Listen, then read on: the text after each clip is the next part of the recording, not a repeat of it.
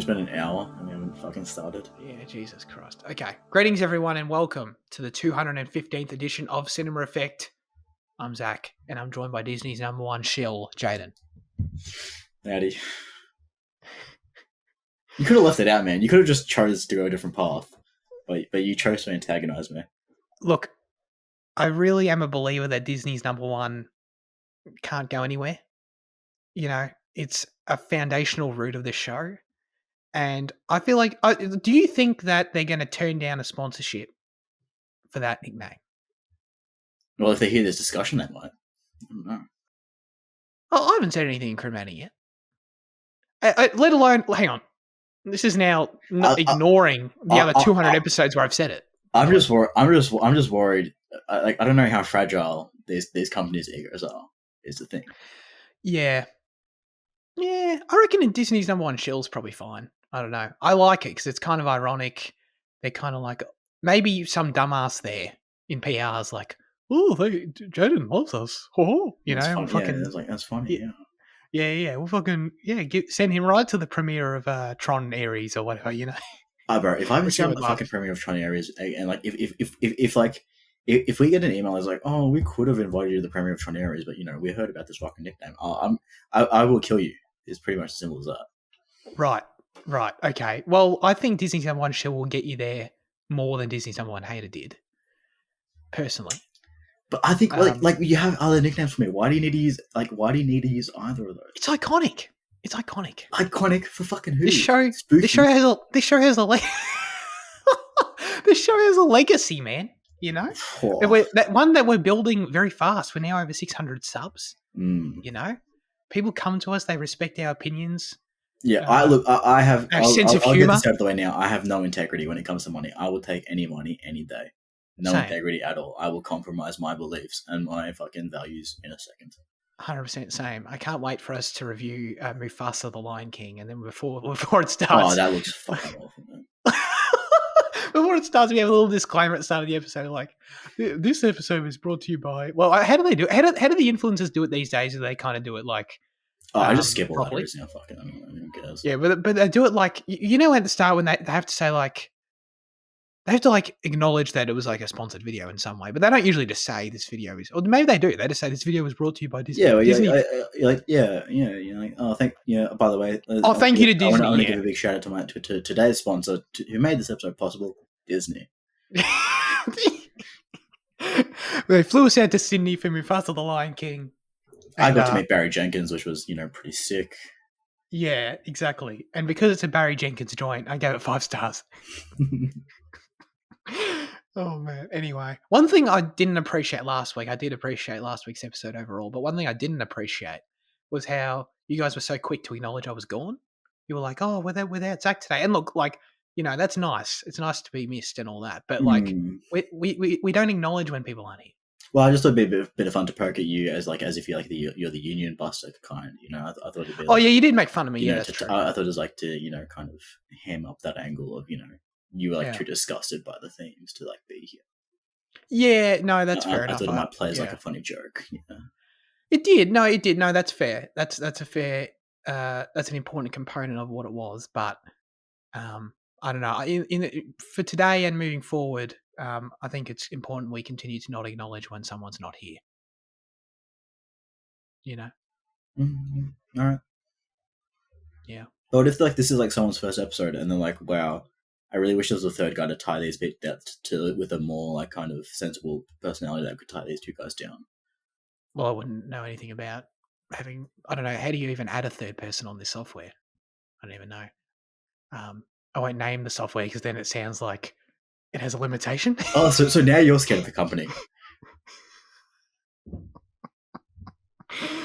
Oh man, Zencaster, guys, you can invite more than one person on Zencaster. I promise, it's fine. You can invite as many as you like. Feel a sense of Zen.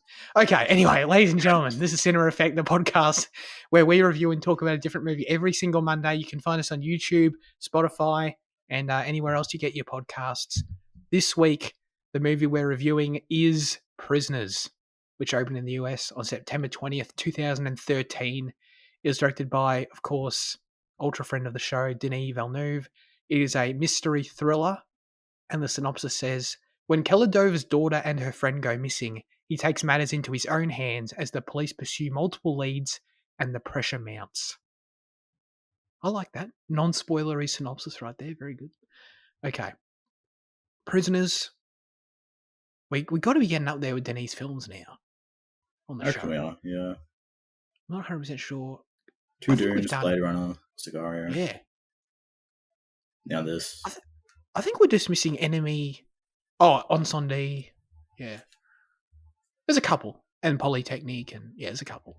Yeah, and then August 32nd and yeah, the other one he did. Yeah, they don't count. As we've acknowledged many times, they don't count. But I think you'd argue now we've done all of these big budget Hollywood movies. Is there one that we're forgetting? Like Only Enemy is the only other English language film we haven't done, and I would consider that more indie feely than this. You know. You know what I mean? So we covered a broad base with Denis at this point, which is exciting. But anyway, Jaden, Prisoners, how many times you seen it? What do you think?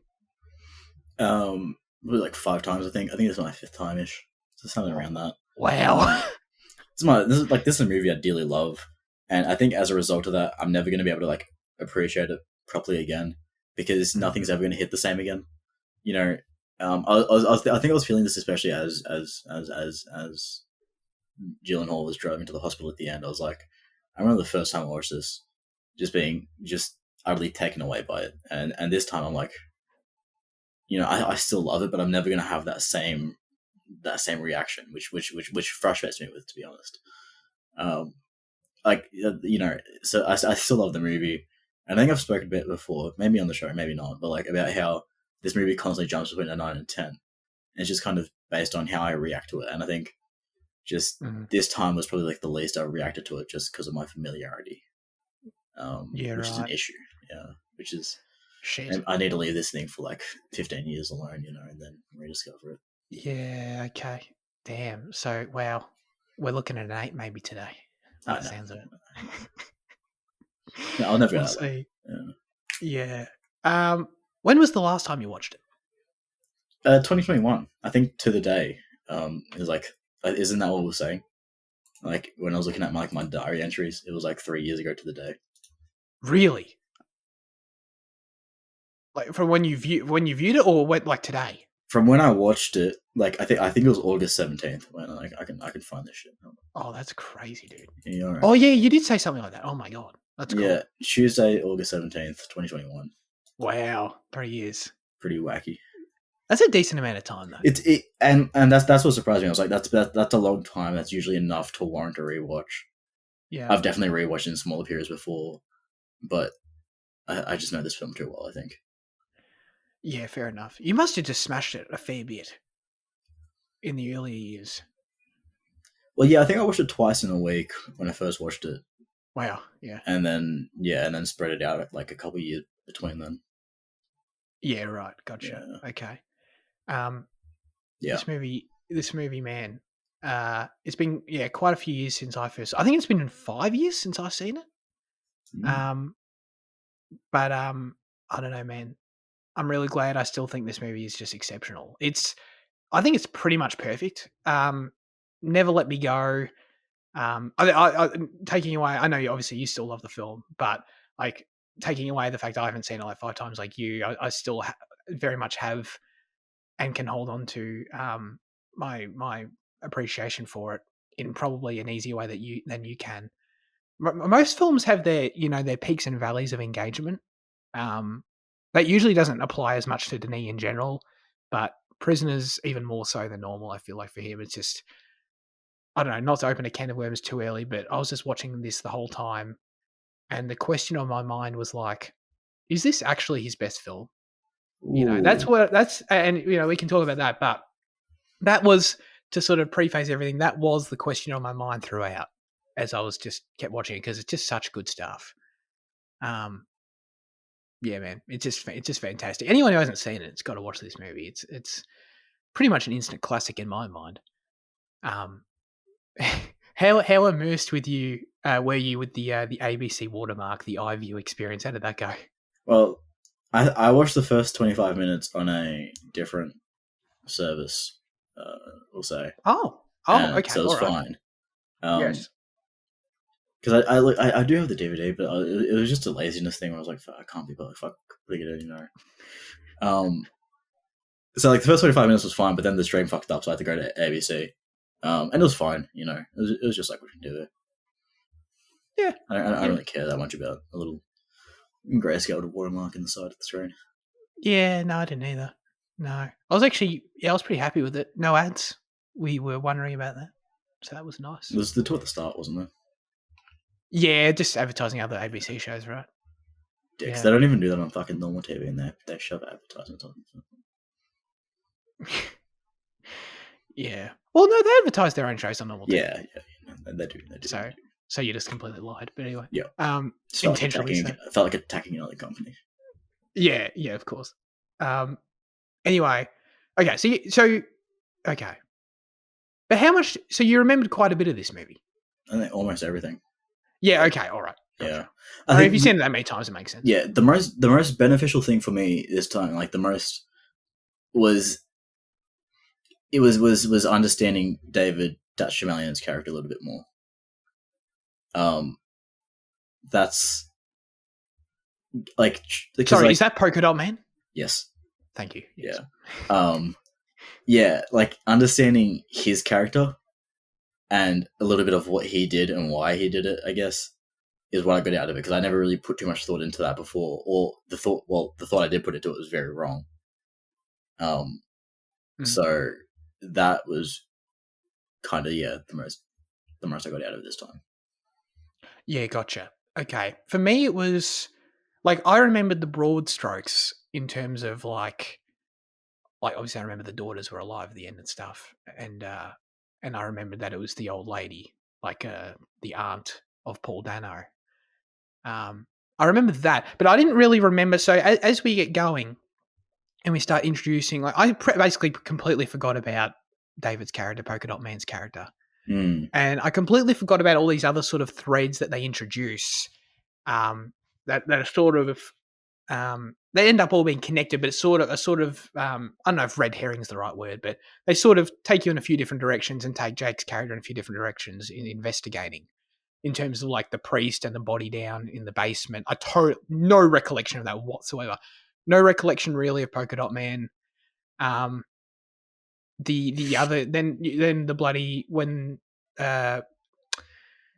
I'm trying to use their characters' names. When Loki questioned that other old lady who had her son Barry go missing 26 years ago, who obviously ends up being Paul Dano, just totally no recollection of these threads that are being introduced throughout at all. I just remembered basically the result. So, but as these are all coming up throughout the film, and I know the result, I'm kind of like, wow, I've got no idea how this all connects. Like, I'm just like, do these go anywhere? Like, I assume they do. It's such a good movie, but I'm just like, I really had no recollection of that. Well, that's kind of what I was putting together this time. I was like this time I was like, I really want to understand the entire conspiracy, because like I remember the link, because like I was like I remember the linking between like each character's kind of not vaguely, like I remember the link between each of them, but I was like, why?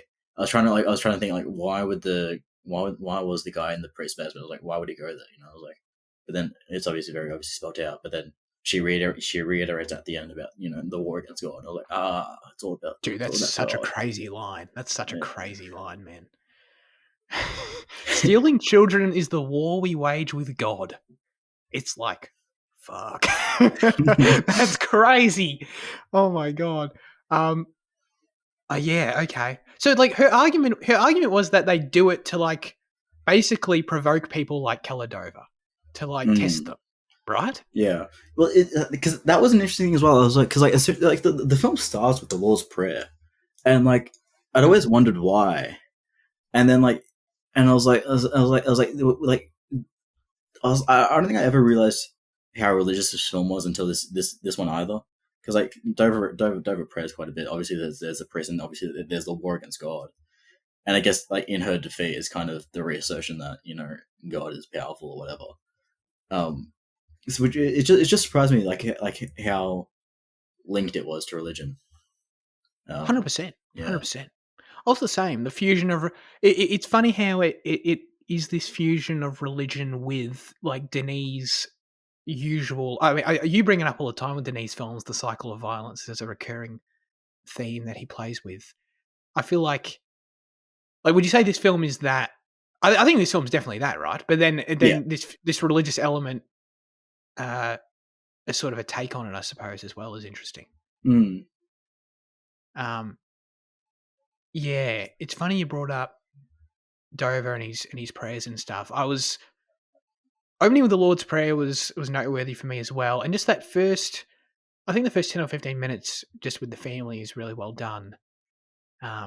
We learn a few different things about Dover in that sequence that I was taking note of because I wanted to sort of figure out how they inform how he is later.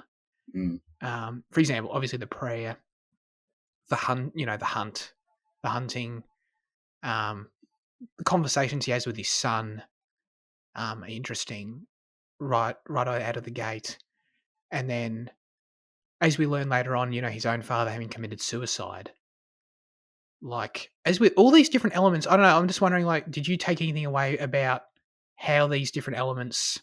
They certainly tell us something about him, but how they specifically like inform his pretty obsessive behavior later on, and how he reacts to the whole situation. Well, I mean, yeah, that kind of hope for the best, prepare for the worst is kind of like the whole driving factor of kidnapping Paul Dano, and subjecting this guy to like the worst possible thing you can, pretty much. Yeah, man. Yeah. Which is a learned behavior from his dad, I guess, which is interesting to think. I don't know, because it kind of comes off as not necessarily innocent at first, but it comes off as positive in a way. But then to see like the way it kind of kind of destroys him is interesting. Yeah. Yeah. It really does. He's just, yeah, I don't know. He's really interesting as he goes. Is if he specifically being so religious himself, he feels like the perfect target. I don't know. I assume I don't know how far. What's the aunt's name? I need, or even the actress's name, Leo something. Oh God, hang on. Leo I've got it sounds right somewhere. as Yeah. her name. Oh fuck. I had it. I swear to God. Oh, the character's name is Melissa Leo plays Holly. Yeah. I knew it was something like that. My bad. When she, gives that thesis about what they're doing about waging the war against God, I don't. You don't assume that she targets kids deliberately based on their parents, right? I don't think so. I just think that it being regional America, I think people are hyper religious anyway. Yeah. Okay. Yeah. And then she kind of just got the perfect person in Hugh Jackman. She got the perfect person. That's sort of what I was thinking. Like, was he targeted? Yeah. Yeah. He was the perfect choice, man. Well, I think it's. Is there two versions of this film? Is there a director's cut? Like, sorry, sorry to derail it already. Are you sure? Because I'm not. I'm 95% sure. I swear I've seen extras scenes as to what was presented in the fucking. You do historically have this thing of like making up scenes in your head. I'm a great writer in my head. We've seen this before, man. This is recurring behavior from you. Like, so Dover tells he tells Dylan Minnette, whatever his character's name is, he's like, I told you kids not to play around this house, as if it's been like empty or some shit.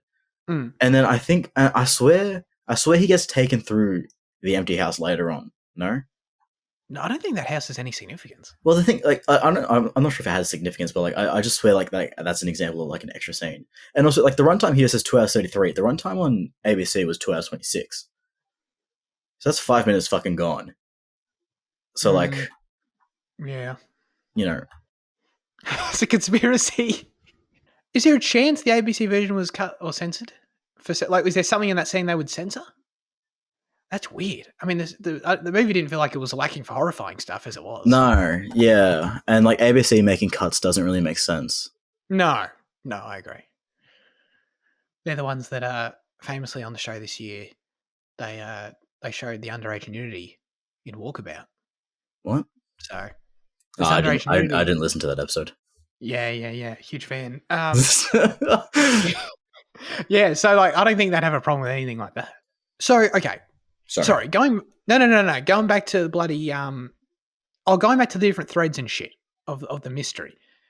The body underneath in the priest's basement, that was Holly's husband. Holly's husband. Mm-hmm.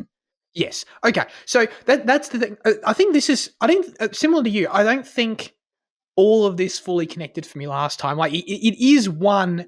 It is this one conspiracy. It is this one thing. Everything is linked in this movie. Like I don't think I fully grasped that last time for whatever reason. It's actually spelled out pretty clearly. I'm thinking. Yeah. Same. And I'm surprised. I'm realizing some of this shit after 5 times.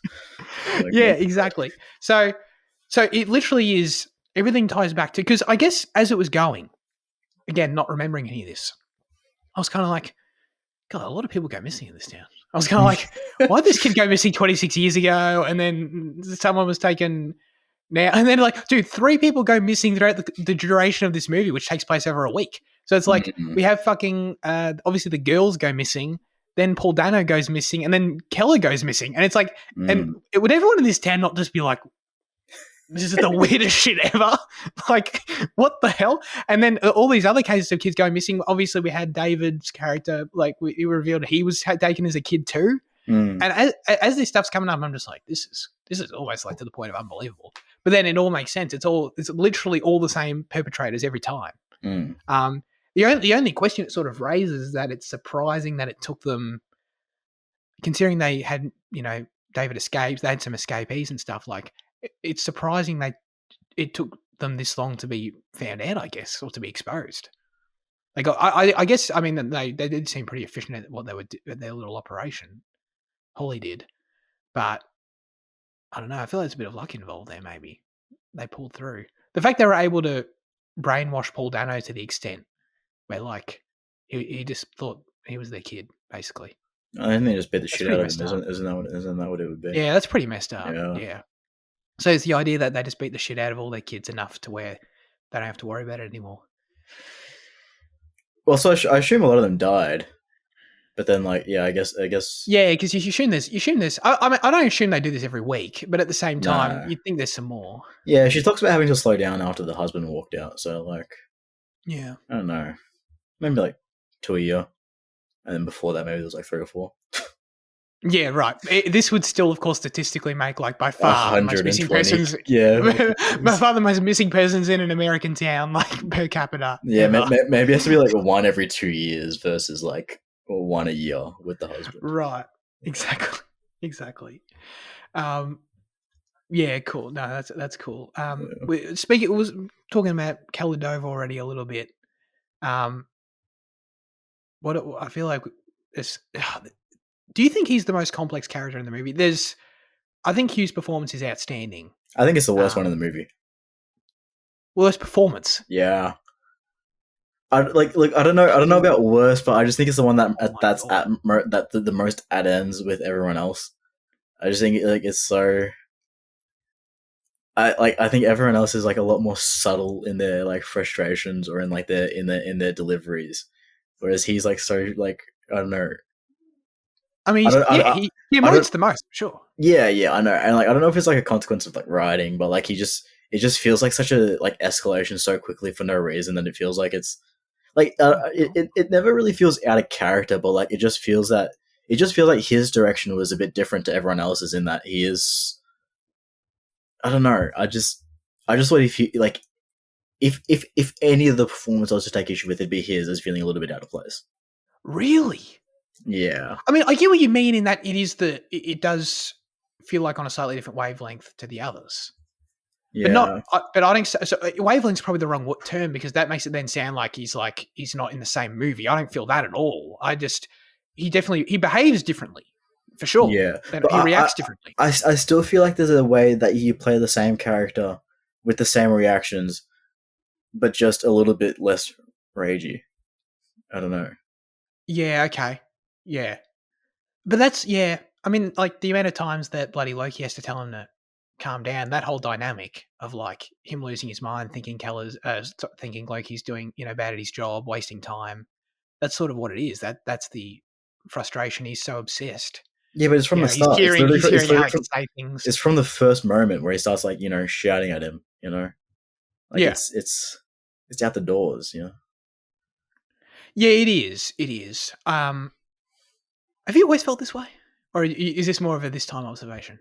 I've definitely felt it on at least the last 2 watches. Okay. I Okay. don't really remember prior to that being fucking over 5 years ago, but Yeah. on the last 2 watches, I've definitely felt that he is the little kink in the chain. I'm stunned by this. I can't believe you right now. Like, you're coming out of prisoners review. No, I thought Hugh Jackman was unbelievable in this movie. Like when he first that first instance you're talking about where he first meets Loki, in there, I think it was in their living room. I think pretty, dude. It was pretty stunning in my opinion. Like the desperation and that belief that more can be done is just conveyed so perfectly. When he just perfectly represents all over the performance. Oh, that's all right. I'll cut that. I wouldn't. It's so beautifully. Yeah. Oh yeah, no, you wouldn't. Yeah. You wouldn't. All over his face, it's just so, that personal investment and involvement. Just the way in which it completely changes how you view a situation. You can't see things the same. It's so relatable how you just, of course, you would want to do more. Of course, you'd feel like more could be done. Obviously, us as objective bystanders can just go, he's being unreasonable because he is, right? Yeah. You know, that's unfair. You know, just let Loki do his job. We understand Loki's point of view, but at the same time, I perfectly understand Dover's point of view as well. He's not an annoying character. He's not an obstruction. He's an obstruction for Loki, obviously, but in terms of the narrative and the emotions involved, it makes perfect sense. And I just thought Hugh Jackman just did an amazing job conveying that in that opening scene, and it only continues because I personally I think to what you're saying about sort of the conflict and his frustration and his anger. Like, first of all, that motivates everything he does with kidnapping Alex. It's really important in that way. But then the other aspect is like his whole dynamic with Loki as it goes, and their sort of contentiousness and mistrust towards each other is a huge driver of the story as well. And probably I reckon it's like one of my favorite, on a character level, one of my favorite parts of the movie as well. Every scene they have together is really interesting, is really engaging. So like, I sort of wouldn't take any of that out of it. You know what I mean? Sure. Yeah. So yeah, no, I just, dude, there's there. Yeah, I was just, I don't hate it. I'm just saying it just feels a bit out of place. Okay, all right, that's fine. But I think the thing that made the performance as well so stand out to me this time from Hugh Jackman was that I don't get the sense he's like this in real life at all. Like, No. there's not, dude. There is not. If you have not seen this movie, there is not one, in my opinion, other than like maybe actually you the know first what? like 15 minutes. When even then he's kind of brooding, you know, like he's kind of this imposing sort of like obviously he's fine because his daughter hasn't been taken yet, right? He's just his normal self, but he's kind of got the vibes of one of those parents I wouldn't want to hang around still. You know what I mean? It's really the only levity like with him at all where he's this sort of a lightness is when he's sitting on the couch and bloody Terrence Howard's playing the instrument, right? I think that's pretty much it. Then obviously his daughter's taken, which is obviously traumatizing. But from that moment on, it is all anger. It is all desperation. It is just the rawest of like pain and negative emotion. And I don't know. I haven't seen him in a role like that. I don't think. But more so, it's not who I like when you see him in interviews and shit. It's just not remotely like him in real life, as far as I understand. You know, that's just what makes the brooding nature of it so impressive. Brooding sounds like a word with negative connotation. I feel like that's take it for what it actually means. You know what I mean? I just find it really believable. And I was just so impressed by how much I bought it because I just feel like I haven't seen this from Hugh Jackman. More so like he obviously does dramatic stuff, but usually more well-rounded sort of protagonist kind of types, or of course, fucking Greatest Showman or something. You know, this is real dark for him. So I think that's what made it even more impressive. And as much as I love the other performances in the movie, which we'll talk about, like they feel more familiar with other stuff I've seen them in, I think. Compared to this one. Yeah. Well, just to cap my rambling about Hugh Jackman. My favorite scene in the movie with him is probably, I mean, to be fair, it's probably the scene, like if he was nominated for an Oscar, which he should have been, Like it's probably the clip you'd show, or it might be the clip you'd show. But even still, my favorite moment of him was when he was identified the sock, Mm. and the way he breaks down there was like really raw. It was, and then his first reaction, he sort of obviously takes his moment. Then his first reaction is to blame Loki again for wasting time. Mm. Felt really real to me. Kind of if you watch his face and the way he sort of starts trembling, it sort of gave me vibes. Obviously, totally different context, but it sort of gave me vibes of Tom Hanks at the end of Captain Phillips, where it's a performance that just breaks down to its most raw, like just base human instinct of how someone would be in a way that totally makes me forget I'm watching a movie kind of situation. So Yeah. I love it. But by the sounds of it, you prefer Jake Gyllenhaal as Loki in this movie. I do, but like you've put up a strong case for Hugh. I just I don't disagree with anything you're saying. I just think there's a version that there's a version of the performance that suits the film a little bit more. Just a little bit more.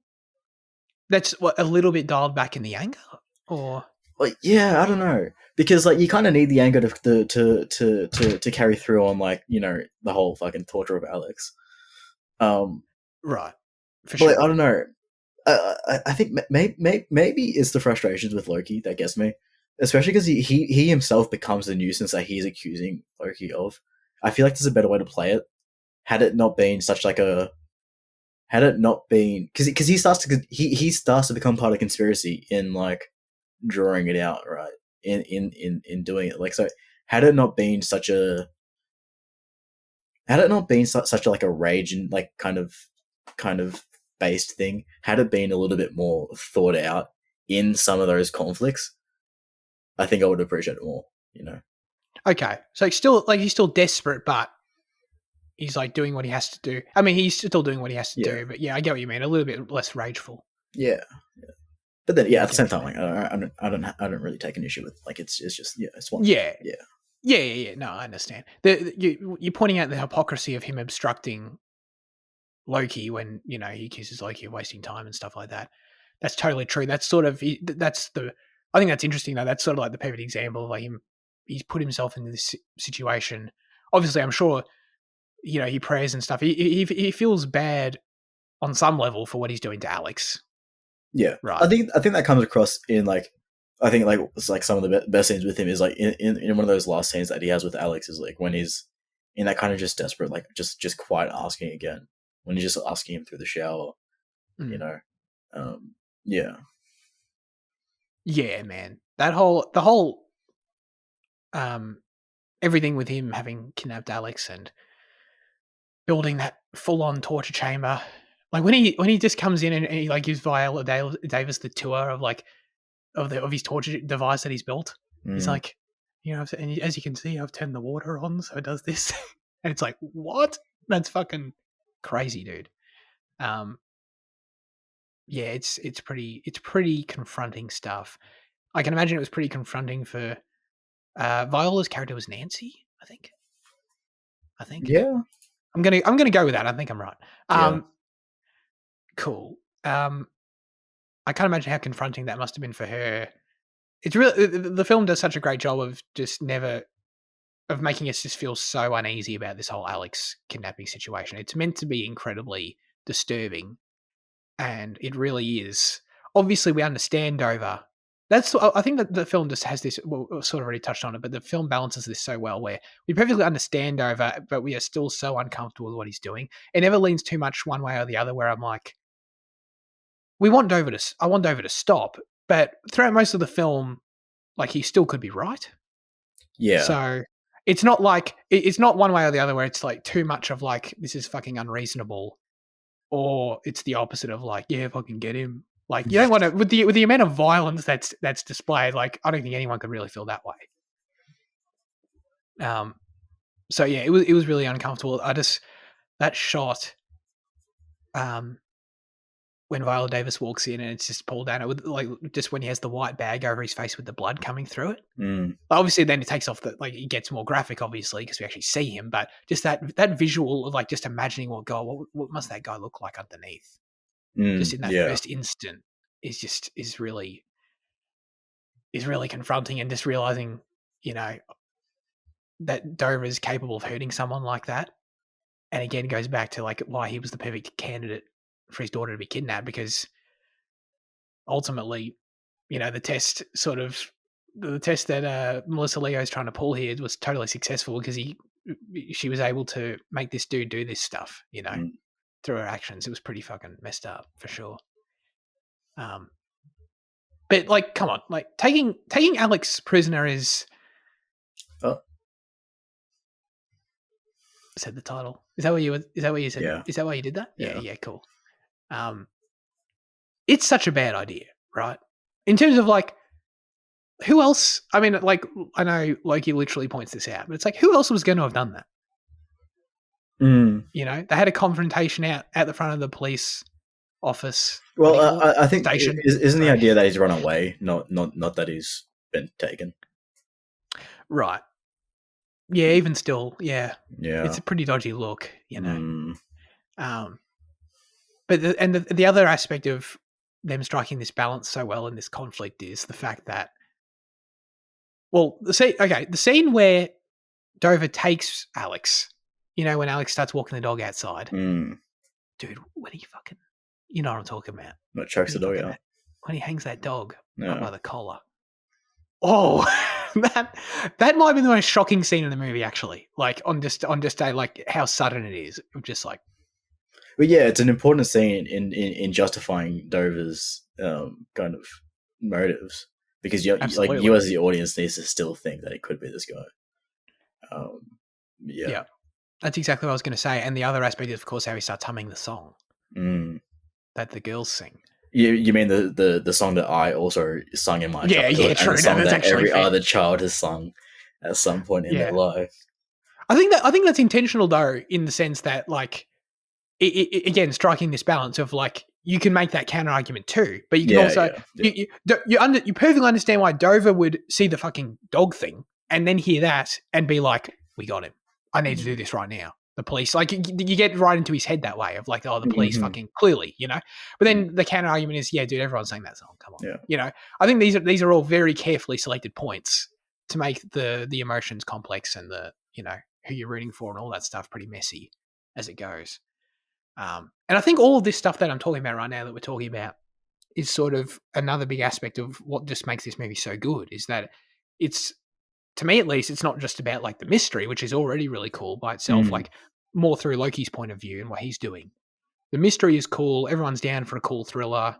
Who took the kids, what's going on. Everyone's down for that. But the way in which this film is able to do that and be this really interesting character study at the same time, where it's about the people and it's about what they're prisoners of, right? Where it's about where it's about like what it's like to be related to a kidnapping situation like this, and what you're willing to do, and how far you're willing to go, and how the audience can relate to different characters, mainly Dover, and how far you're willing to go.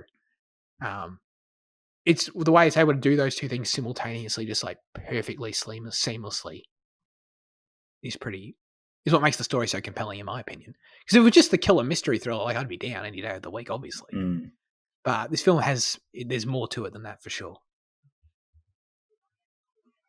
Yeah. Yes. So. Speaking of the title here, I was gonna like, in terms of like interpreting meaning for the title, according to screenwriter Aaron, Guzikowski, whatever.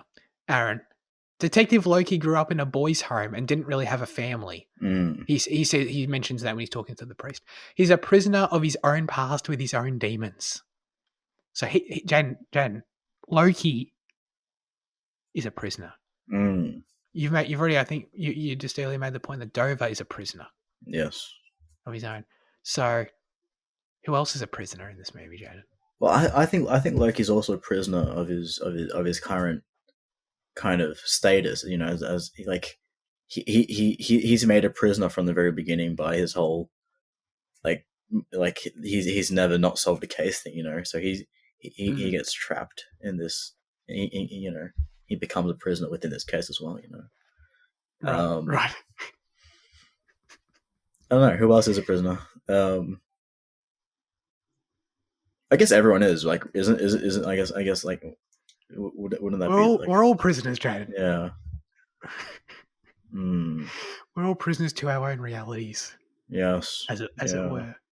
That's kind of why, like, I just thought that trivia was kind of, I can kind of poke fun at it because it's Because like, yeah, it's a bit, it's not really like sure, right? Is kind of the reaction to reading it, and that it's like, yeah, okay, right, but I don't really. I kind of choose not to fully interpret it that way. Like, you can make that argument, sure, but I think it's kind of a bit gets into screenwriting pretentious territory a little bit. So, like, I'm happy just to stick with the interpretation that prisoners, we're talking about everyone that's taken. You know, we're talking about the no, that's too situation. shallow. No. Oh, okay. So you're on the. But it's like, but it's such a, it's as we just discovered. It's like, if you want to go down that route, then everyone's a prisoner. But yeah, like that's why you call the film Prisoners. Okay, all right. Calling it No, prisoners because there's two kids that go missing isn't valid. no, but it's not just the kids though. It's Paul Dano. It's bloody Polka Dot Man. It's Bob. His name's Bob. Dover was Bob. Yeah, that's right. I was so confused because they started calling him. They called him Bob, and then in other scenes they just started calling him his surname, and I was like, oh god. But I already forgot his surname as well. But whatever. It's bloody Dover's taken prisoner. You know what I mean? There's a lot of prisoners in this film, like just by the literal definition of it. Yeah, that's such a fucking like Marvel brain interpretation of the title, though. All right. But yeah, okay. I mean, I'm all for calling you interpreting dumb. titles. I know, and I'm all for interpreting titles, but I'm calling you pretentious. But you need to be. What, to run a cinema podcast? No, to write a screenplay, like. Okay, fair. No, because I think isn't that what Tarantino like? Isn't like the like his whole thing is like you need to write the text, but then in order to be to get it to be made by a director, you need to write the subtext because otherwise there's nothing there's nothing there. So like calling it prisoners, that's text, and then the meaning behind it is what's more important though. True. Yeah, okay. No, that's fair. But let's can we at least maybe come to a neutral ground where the two characters on the poster, Jake Gyllenhaal, Hugh Jackman, they're like they're your prisoners. Well. Yeah. I don't personally need it. I guess my point is I don't need an essay written about why Viola Davis is a prisoner. Because sure, you can do that, right? Yeah, definitely. You can do that if you want, but like it's a bit too far for me. You know what I mean? It's a bit too far. Obviously, bloody Hugh Jackman's wife's a prisoner because she's stuck in her house. She can't leave. Well, she can, but she's a prisoner of her tortured mind. But Hugh Jackman assures that she is left in this state of unknowing. Turn off the TV, don't answer the doors. Right. Look after your mother like you're a prison warden. Oh, the prison warden. Oh, that's good. Detective Loki's tattoos, Freemason ring, and facial tics were all Jake Gyllenhaal's ideas. Yeah, the facial tics is something I was really like wondering about this time because like it's something I picked up on the first time. Like he blinks so like hard. I was just wondering like what's up with that. Yeah, dude, what's up with that? Do you think it's related to his childhood where he was a prisoner? Could be. Yeah. Of his demons. Maybe he's like he was like bracing to get slapped by one of the fathers. It's like. Oh, that's deep. Oh, actually, I'm not even joking. That's pretty messed up. I was taken by the tattoo right away. That was sort of my first thing. Obviously, you see it right away on his neck, and then yeah, the hard blinking. I don't really notice jewelry in life in general, so I didn't notice the ring. Yeah. That is interesting though, the Freemason ring. But yeah, the hard blinking for sure. Jake was so great in this movie. I mean, I think Jake Gyllenhaal is such a captivating presence. Yeah. Is it? Yeah, big time. Yeah. He's just such a great presence in general in anything. But Loki was an awesome character. That's sort of the thing. Like I can already praise Hugh Jackman's performance to the heavens, but Loki is like Loki's like our guy, you know. Or at least he's like my guy, you know. He's like the character that we're really rooting for, and he's not without his issues as well, his flaws, such as letting Bob commit suicide, which felt like a huge error, like just walking in there like that. So, and he has to sit with that for a while as well, but nonetheless, great character, great performance. Yeah, so is he the strongest in the movie? Because I feel there's still more performances we got to get to, but Yeah, he's like the most compelling for me. yeah, all his side of the stuff. I think all the detective work is really great. The way it's written, the way it's structured.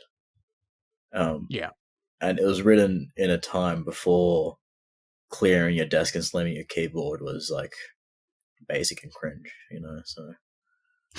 So it still works in this movie because it wasn't like, you know, excessive yet. yeah. Okay, yeah. Something about it, I don't know, the performance or just how quiet he is Yeah. before it. It just still really is effective. Mm. Yeah, I think that even though the action, you're right about the action though. yeah. Yeah. The whole discovery of like, not the discovery, but like the whole like when he pulls up on the van on the RV for the first time when it's pouring rain and the blue Yep. lights and the kind of like, you know, the low lighting of the scene is pretty mad, man. It's pretty sick. It's like one of like the most effective like this is kind of it's kind of fundamental to me because like I watched it so early in like my kind of watching movies stage, but like yeah, there really is few other things that are so effective that have been so effective in like making an impression so immediately, Like visually. visually, tonally, Yeah. just the way that it takes you through it, the way that he kind of announces himself, and that's also like our first kind of intro to Paul Dano's character. Really, Mm, it is just such a brilliant scene, and it's just made so much better by every other working part of the crew. I agree. Deacon's. It's funny. It's seen at night in the rain. You're kind of half in the woods and shit. But just the Mm. blue police lights and everything. It's just stunning. It really is just that beautiful tone setter. It kind of the closest thing I think I've seen that it reminded me too oddly was Mindhunter. Probably. I feel like it felt like a Mindhunter-ish scene to me. Like it just visually, you know what I mean, and tonally, like you're saying. What is it with Paul Dano and these roles, man? He's Well, just an yeah, act for it. that's the thing. Like did he take this on before before it became like a joke as well, or is this like, you know, the one that pushed it over? I don't know. But I mean, like, well, if this was, even if this was before it was sort of a thing for him, Mm, like the Riddler was well and truly after then. But true. like, no, Yeah. but people, we still all love that, Yeah. you know. So like, I think it's more of an observation. I don't think it's really a criticism of anything. It's a funny thing to point at and go, oh yeah, Paul Dano does these, but he always does them so well, and he's always so great, and he never takes me out of the movie. By Mm, it's the total opposite. So I'm always down for it as long as it. Like, I think it's kind of at this point now where like it could start. Like it could one more could go wrong in this direction, like a future film he does or something, where it's like, oh, he's gone too far here, or you know, maybe don't do that again, Paul. But we're not there yet, so. But just yeah, man, his whole thing of just Alex being this really tortured character. By the way, did you remember his name was Alex Jones? Because that's unfortunate. I didn't know. Yeah, That's no, I funny didn't though. either. Yeah. Yeah.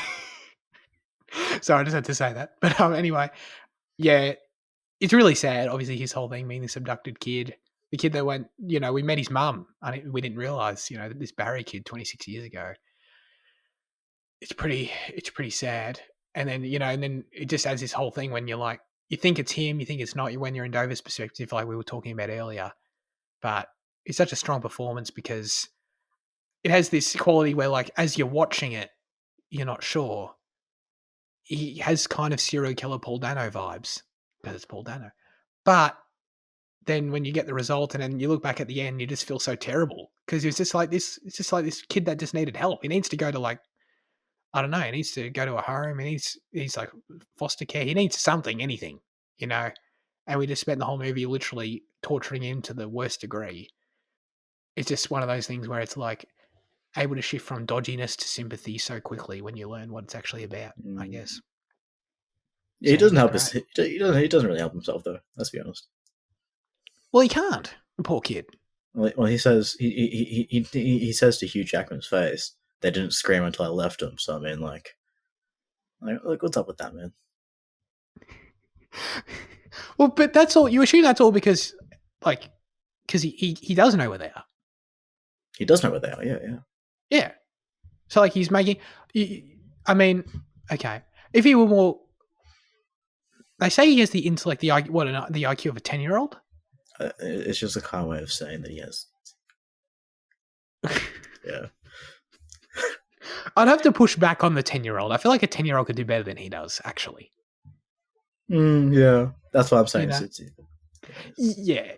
I actually don't disagree with you. Yeah, that's true. The poor kid. No, nonetheless, though, regardless if he has an IQ of a 10-year-old or another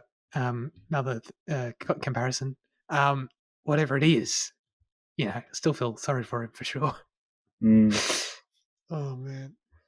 We don't see Detective Loki take him out of the shower, and I don't think that's one thing that's missing. Oh, but like I'm just saying, that like would have been interesting to see what the state he was in, and there's so many people in this movie. God, like Terrence Howard, Viola Davis, they're all great supporting roles. You mentioned Polka Dot Man David. Mm-hmm. Dude, he's got tell me he's not just obviously, very talented actor. Not trying to take anything away from that. But you can't tell me that he hasn't got a role in Hollywood because of his perfect pedo face. You know what I mean? I reckon surely. I'm sure there's plenty of talented people in Hollywood, and then you get a face like his, and that's what pushes him over the line in auditions for certain roles. You know what I mean? But he's also, he's able to break out of that as well. He's done plenty of good stuff. He's done, he was in Oppenheimer and all that. Polka Dot Man, of course, is outside of his usual range as well. So I can't believe Jaden has decided to mute on this particular point to where now I have to keep talking about this of all things. Yeah, that's great.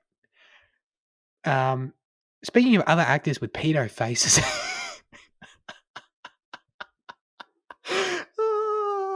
No.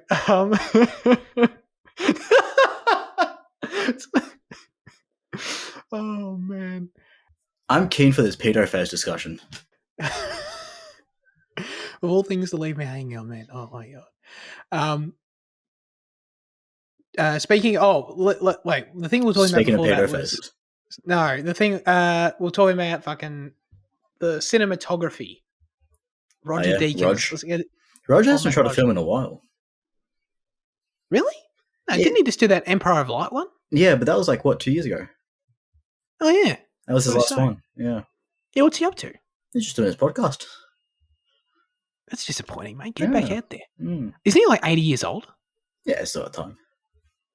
Yeah. But no, I guess I more felt bad that I just told an 80-year-old man to get back out there and, keep working. For my own selfish desire to see more work from you, Roger, get back out there, dude. This film is just perfect. I feel like visually. 50. Yeah?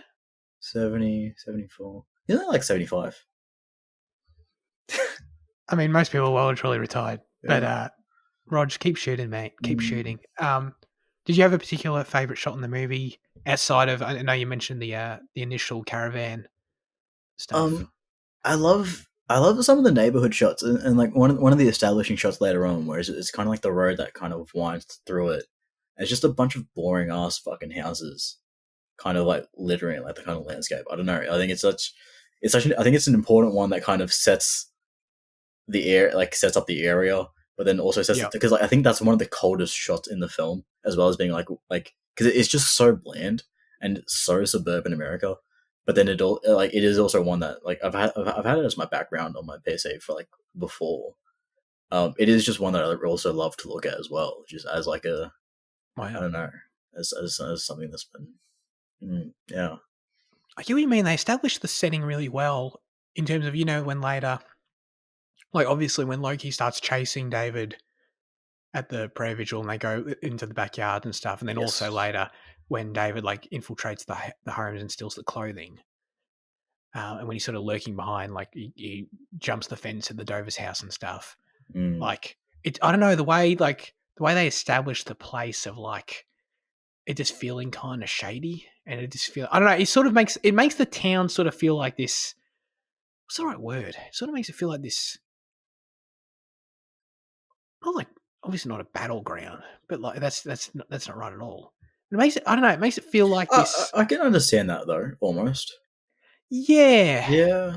Battleground's not quite right. It's not quite what I mean, but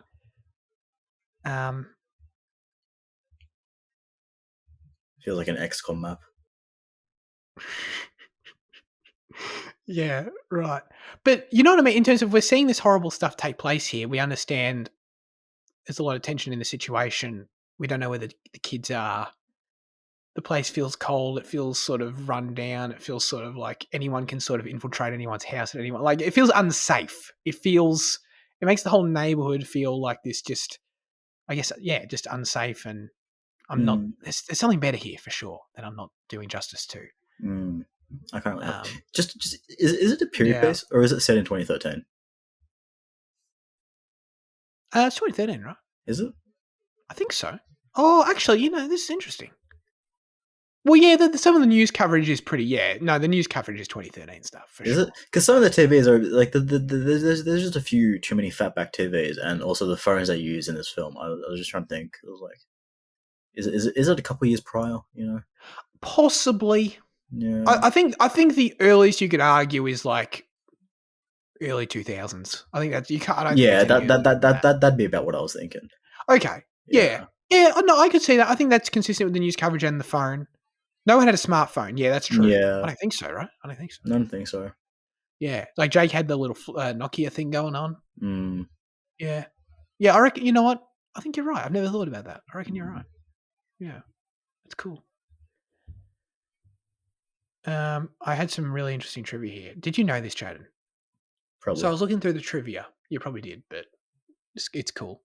I read this in the trivia first. It said Jake Gyllenhaal and Denis Villeneuve had such a great time doing Enemy together that Villeneuve cast him in this movie without any audition. I read that. And I was like, what? Enemy? They did Enemy first? What? Yeah, they both came in 2013. I don't know. Get this. Yeah. Enemy and Prisoners both premiered at the Toronto International Film Festival in 2013. That's crazy. Prisoners on September 6th and Enemy on September 8th. And they shot Enemy first. Yeah. And Prisoners actually premiered a month before that at Tribeca in New York. So it's actual like first. So they shot Enemy, finished Prisoners first though. Yeah, I don't know. Oh yeah, I get what you're saying. Like, could they have actually finished Enemy after Prisoners? Like in post? I don't know. That's fucking weird. They had the CGI spiders and shit that you need to do. Right, maybe they waited months on that. Yeah. Well, Denny's like, we got like $10 million for Enemy. It's going to take like 12 months to do CGI spiders. Let's shoot a whole movie in the meantime. Let's shoot like a masterpiece in the meantime. Get Roger Deakins in, and by the time they finally finish the CGI spiders, yeah, that's so weird to me. Like, they shot Enemy first. Prisoners actually premiered a month earlier, and then Enemy premiered at the Toronto Film Festival, where Prisoners also was showing. Fucking, that's weird. Anyway, that sort of blew my mind. Yeah. And I just had that Denis saw Enemy as a warm-up for the bigger gig of Prisoners, because it was his first opportunity to work in English. So it's funny, regardless of the release order and stuff, like Enemies actually should be viewed as his first English film. Yeah. Which is a bit confusing. I think I always did, because of like the scale of it is a lot smaller. It's a lot briefer. It has like a lot more indie tendencies in its kind of story. If you didn't know like the year thing, it would be like, you'd definitely think Enemy came first. Yeah. Yeah. Which it technically did. But yes, that is confusing, but I was fascinated by it. Okay, let's get into the ending a little bit. You already mentioned that the sequence of Loki driving back to take Anna to the emergency room just didn't hit the same this time. But yeah, I don't think the same thing you already mentioned. Yeah, it's chasing a high, you know. It's like I don't want to use that analogy. No, I get what you mean. Yeah, it's just chasing a high that you're never really going to experience again. You got to let go of the first time, Jan, and just appreciate it for what it is. Yeah, I don't know. You know? Yeah. I don't get me wrong, I totally understand what you mean. And I think the reason I just wanted to bring it up because the first time I saw the film, it's such a strong scene for me as well. And I was, specifically as it was coming up this time, I was looking forward to it because it was always a standout. And yeah, I totally understand your experience, but like, regardless, I think it's fair to say this is a standout scene in this movie. Yeah, exceptional stuff. Yeah. But like, the fact that I like know, his what way he's going to move when he comes up on a car. You know what I mean? Like, right? Yeah. Know it a bit too well. Yeah. I appreciate he's just going like full on like Southeast Asian driving style, just like fucking mate. You just got to turn. You just got to turn. You just got to go. Okay. It doesn't. At some point, you just got to pray to God, and you can't be worrying about other cars. And that's what he had to do to get the job done. Yeah. Sorry, I didn't mean to set that up like it was going to go into a racist thing. Yeah, it arguably still was, to be honest. But yeah, everyone understands what I mean.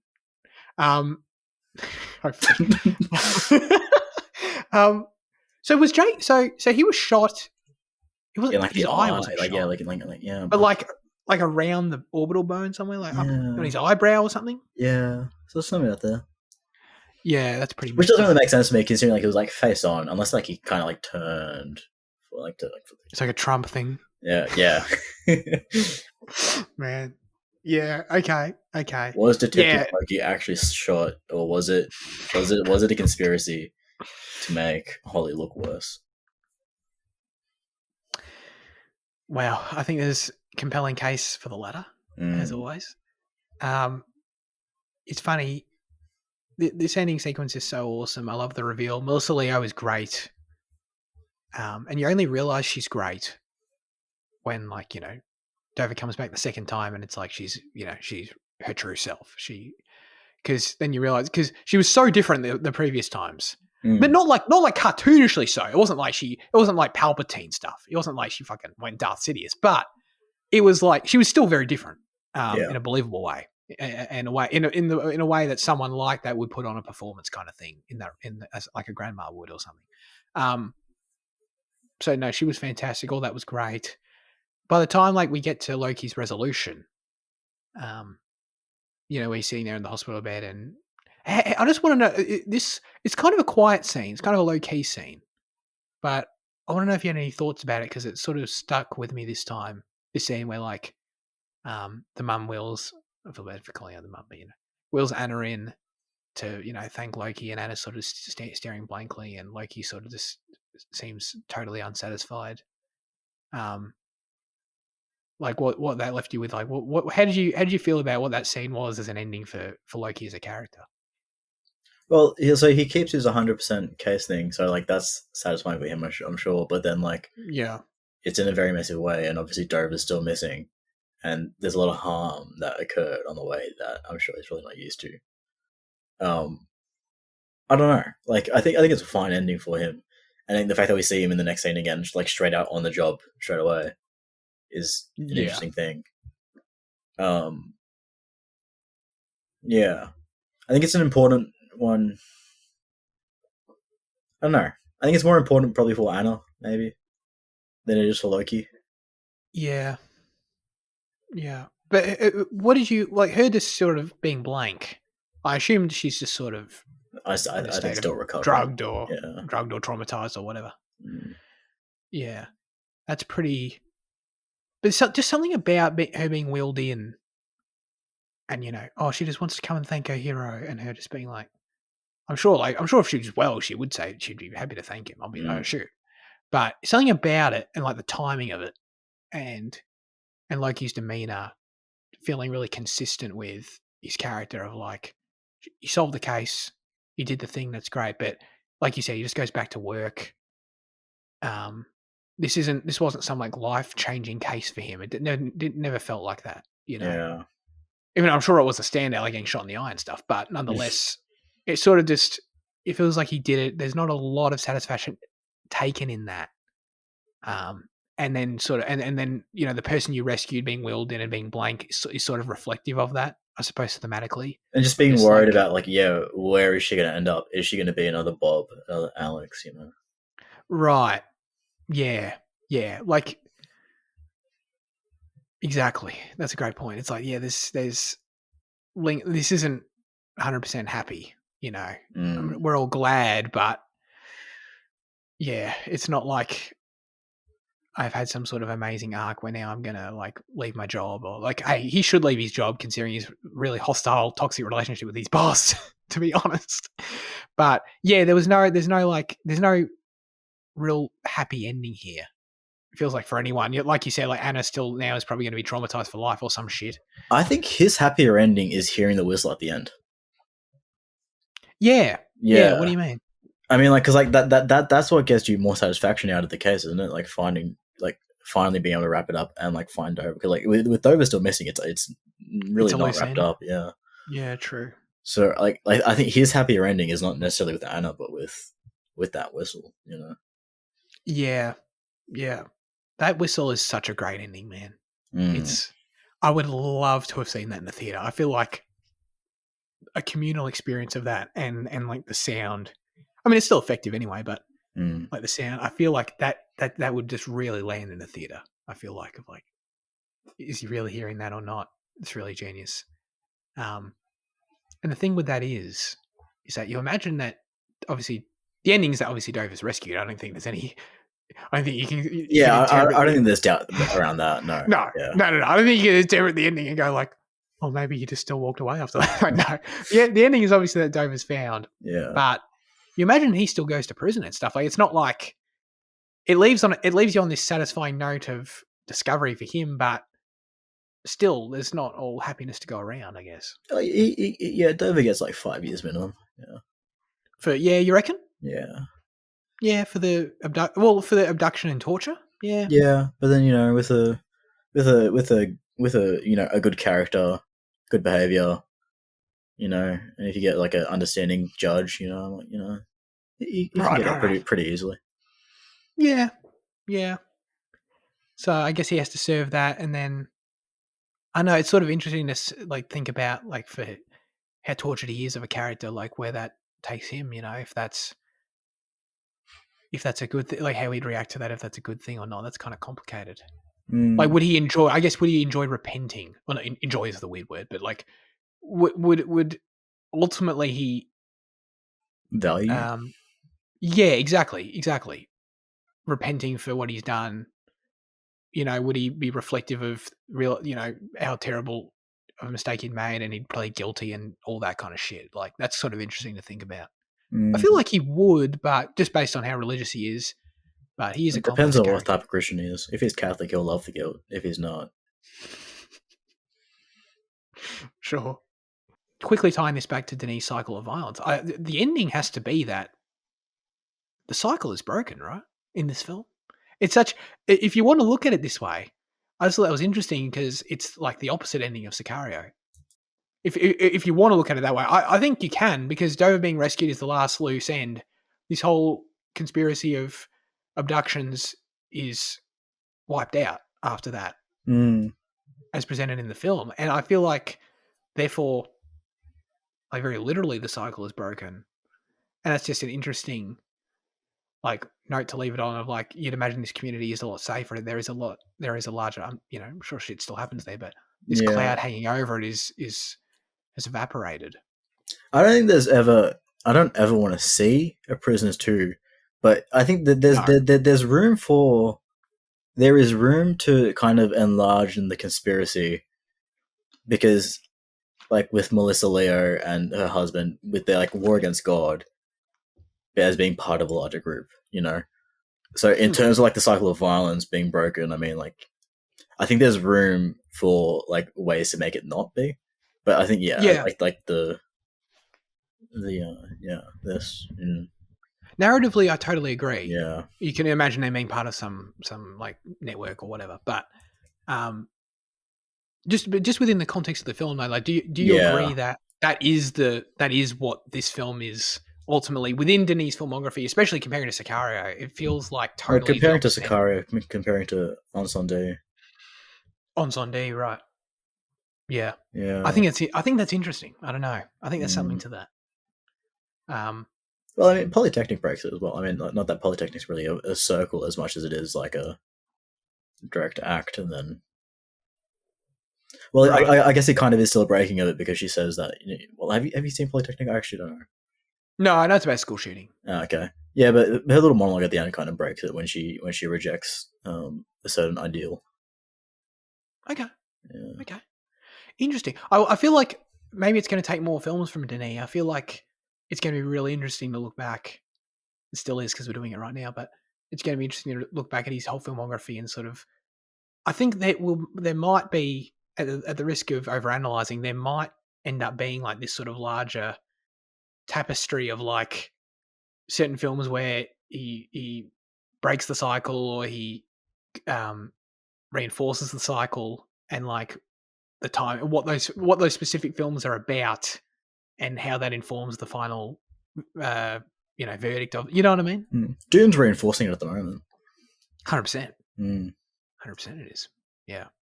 I think Blade Runner breaks it. Yeah. Yeah. Isn't this cool? Yeah, isn't this cool? I like that. I like this a lot. Yeah, I don't think Dune's going to break it. Yeah, I know nothing of where Dune heads in the future, so I can't really speculate. Yeah. Right, yeah. But I don't think so. Based on what we've seen. I think I've got a little bit more trivia here. About the ending. Originally, Caladover was never discovered by police at the end. He would have remained a missing person and died. Oh. Sorry.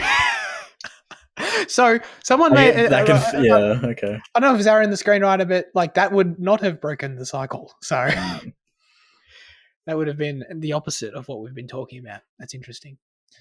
I know we always enjoy these trivias about what would have been, what could have been. There are a lot of these for this one, but Mark Wahlberg and Christian Bale were set to star in this film, with Bryan Singer directing. I could see the two that. actors opted to make The Fighter instead. Well, I think that goes back to because The Fighter's 2008, isn't it? Or 2011 maybe? 2010?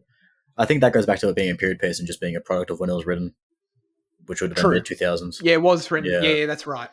It was written around then. Yep. Interesting. Mark Wahlberg. So wait, hang on. Wahlberg would surely be Dover, right? Do you reckon? No, I reckon you're right. Yeah, that's interesting. I was also reading that like Spielberg was attached at one point. Yeah. Leo was attached at one point. So this was one of those ones that was getting around Hollywood for a little while before it was made. I always find that interesting. This is not a Spielberg story. No. Ordinary person, extraordinary circumstances, kind of, but also no. Yeah.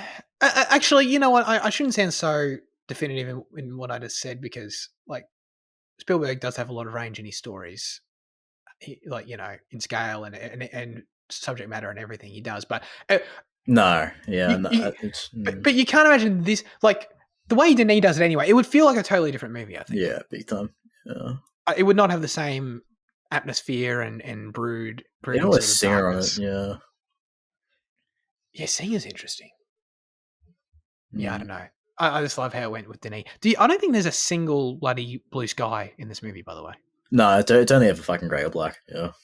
Yeah, I love it. I think that wasn't that. I'm sure. Surely that's in the trivia. It's like Denis wanted to create a atmosphere of absolute cold or some shit. You know. I don't think so. I think it was pretty obvious to anyone who watched it. But yeah, maybe that's in the DVD extras where they ask him about this guy. And he's like, well, I want to. Oh, you mean you've actually thought you've heard him say that? I think so. Yeah. Wouldn't surprise me at all. Yeah. That was why it was a good question to ask from you guys, for sure, for the question of the week. I think I would love to see a True Detective season on, like, the start of this crusade. But, sorry, this feels like True Detective, doesn't it? I just never thought of that. Yeah, close to. So, like, I would love to see, like, 26 years, no, maybe not 20, maybe started a bit, into their crusade, but, like, I would love to see a True Detective season just it just because I'm interested in what started the holy war against God. Yeah, absolutely. And I think a season of True Detective with this setting, with this tone, with this crime, this conspiracy would be fantastic. Yeah. I think that'd be awesome. Also, like just on Bob as well. Like his character always confused me a bit because like I was like, how did he get the clothes? I never realized he stole the clothes that night. I think, and like that's what, Yeah. and like that's why I was always confused. Like, I was like because I was like when Loki finds the sock, I was always like, I was like he confirms that he knows that Bob was there, but I was like, what's the point of that? And it wasn't until now that I like properly heard like he made himself the Invisible Man line that that the forensic guy says. That I was like, oh, it's like this was him. Like this was just like an effect of his trauma. So like that's kind of what I got out of understanding Bob, which is what like in talking about earlier, and like because like and just understanding that his presence at the vigil as well, and like his demeanor there, it makes a lot more sense and all that. 100%. Yeah, I was the same. No, like I said, I did not remember that or pick up. Probably didn't even pick up on it the first time. Yeah, that was really that was a strong part for me as well. I do have one final quick question. When Loki, right at the end, when he goes into Melissa Leo's house, and he knocks on, no one answers, and she's there busy injecting Anna, but he's like walking through the house. He stops at a photo and notices something in the photo. Remember this? So he's walking through the house with his gun. Yeah, it's the necklace on the husband, isn't it? The maze necklace? Is that what it was? Yeah, that's what it is. I think I just wanted to ask that because I was writing a note, I think, and like I saw he picked up a picture frame. I didn't rewind it, and I was just like, I missed exactly what he saw, but it makes so he saw the maze necklace. Yeah, so he it like that makes him realize that was the guy in the basement. And that's kind of confirmation sense. They've he's found her. Mm-hmm. He knows what. Yeah, they're here. Yeah, gotcha. All right, makes perfect sense. Okay, we can get to our final. Sorry, that also brings up an interesting thing with the husband because she talks about having an argument and him walking out, which could just be a cover up, but like the priest also talks about how he came and confessed his crimes but bragged about them. So, like, did they have an argument about telling the priest to, like, antagonize him? Or, like, but also, like, bragging about the crimes to the priest is an interesting thing. I don't know. Yeah. Not to dwell on this discussion any longer, but, like, I just, that was also an interesting thing just to think of it. Yeah. No, you're right. Yeah, that's why we need that True Detective season. That sounds good. But that's true reason. That's only 5 years prior to the crime, I want. But give me a decade-spanning story. Well, actually, that's what True Detective should be. It should be spanning multiple decades. Yes, I'd be down for that. 100%. Let's get to our final verdicts for Prisoners, Jaden. I think I'll stick with a 9. It's just a feeling thing at the moment. Yeah. The 9 and 10 swapping doesn't correlate to like rewatches. It just happens, in the spur of a moment, like on a random Tuesday.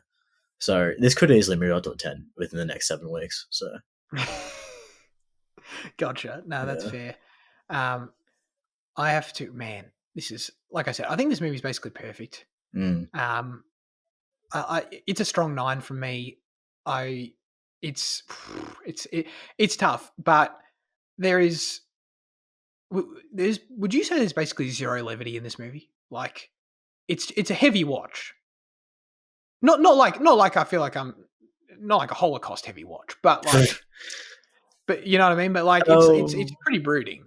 Yeah. I think the ending keeps it from being like entirely brooding though. Like I think in having a positive note there. That is true. Basically, I'm just justifying like why it's not like I can't quite put it in the tier of like one of my favorite movies. I don't think it quite has like that instant like could watch it any time at like quality for me. I think I could though. Well, you're going to hate it more and more if you do. Well, yeah, true. Over time. You know what I mean? It's not one of those, like, it's not one of my instant classic favorite movies where, like, I could put it on any minute and have a blast. It's not quite that just because of what it is. Like, it's not taking anything away from it. just by nature of what it is, it's sort of inherently not a 5-star movie to me, if that makes sense. But I think it's honestly basically a perfect movie. So, and I love it. So I'd give it a 9 for sure.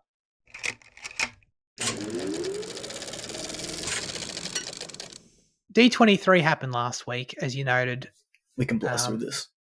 Yeah, we can blast it. Bloody, it happened like a few hours after you guys went off the air last week. But ton of stuff. Dude, Disney were up there. This presentation was 3 hours long. Like, no one can watch it unless you were there in full. But yeah, I've seen like leaks of like video recordings like drip out through the weeks, throughout the week of like different points. Yeah, but I just can't believe it was like they showed 3 hours worth of stuff. That's pretty ridiculous. We'll blast through it as best as we can. Jaden's really excited for Avatar: Fire and Ash. He can't wait. There's some concept art for that. Yeah, it's going to be a banger. Toy Story 5. That was a surprising one to me. It was to me too. I mean, it kind of it was, but it kind of shouldn't be at this point. Oh yeah, Pixar's committing to sequels now. Like they're not doing original shit. So.